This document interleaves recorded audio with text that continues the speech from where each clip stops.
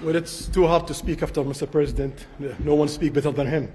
But first of all, I will start with thanking Mr. President for the warm and great welcome that we have today. We feel home, and this relation started around close to 9 decades ago with Roosevelt and King Abdulaziz, who established the modern Saudi Arabia.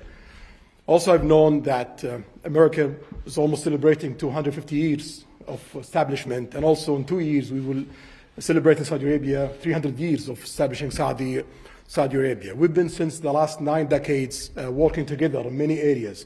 During the World War II, we was a major supplier for oil. During the Cold War, countering extremism, terrorism, but during that time, we've been also working on a lot of economical opportunities. But today, it's a special day. We think the horizon of the economical cooperation between Saudi Arabia and the rest of America, it's bigger and wider in many areas.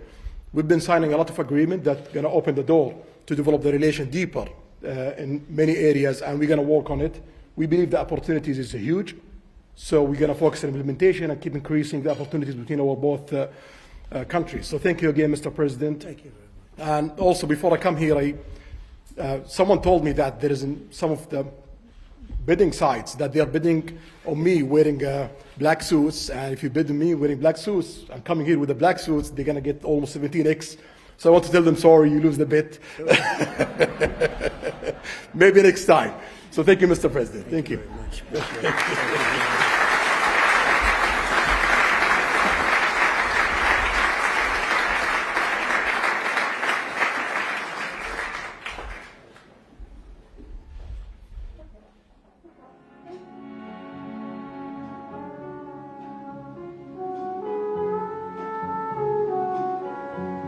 What happened inside the White House this week wasn't a typical diplomatic dinner.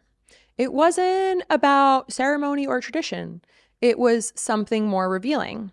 A moment that shows how global power actually works when wealthy executives, powerful governments, and the future of technology all come together behind closed doors. Nearly 50 U.S. business leaders from top companies like Tesla, Apple, NVIDIA, AMD, Coinbase, Salesforce, and OpenAI gathered for a private dinner with Saudi Crown Prince Mohammed bin Salman. On the surface, it looked like a standard high-level event, but once you understand who was in the room and what each side stands to gain, the picture becomes much sharper. And quick pause, if you enjoy this type of reaction and commentary, make sure you're subscribed. The scene itself said plenty. A foreign crown prince, some of the richest and most influential figures in American technology, and a political environment that often treats behind-the-scenes access as more valuable than publicly accountable decision-making.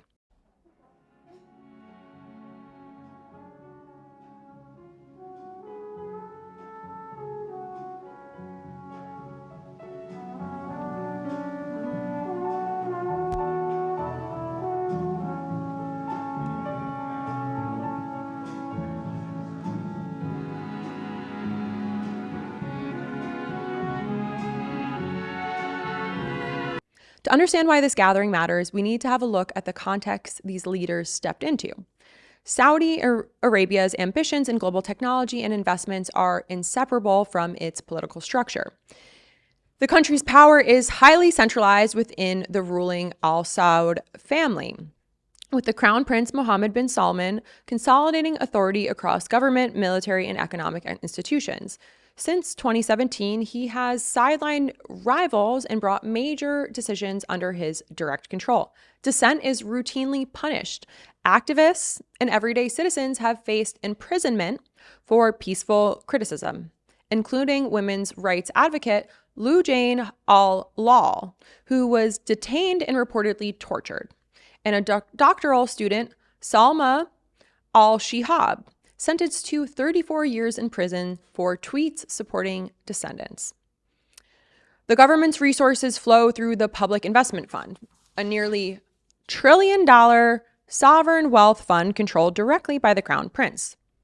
Its enormous projects from known foreign tech investments operate without independent audits or any sort of public oversight.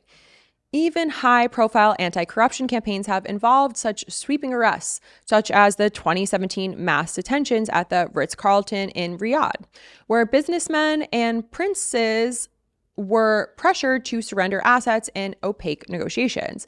And the murder of Washington Post columnist Jamal Khashoggi remains a stark reminder of the dangers faced by anyone who challenges the state. A U.S. intelligence report found that the Crown Prince approved of the operation, yet the trials were conducted behind closed doors, and no senior official faced any sort of meaningful accountability.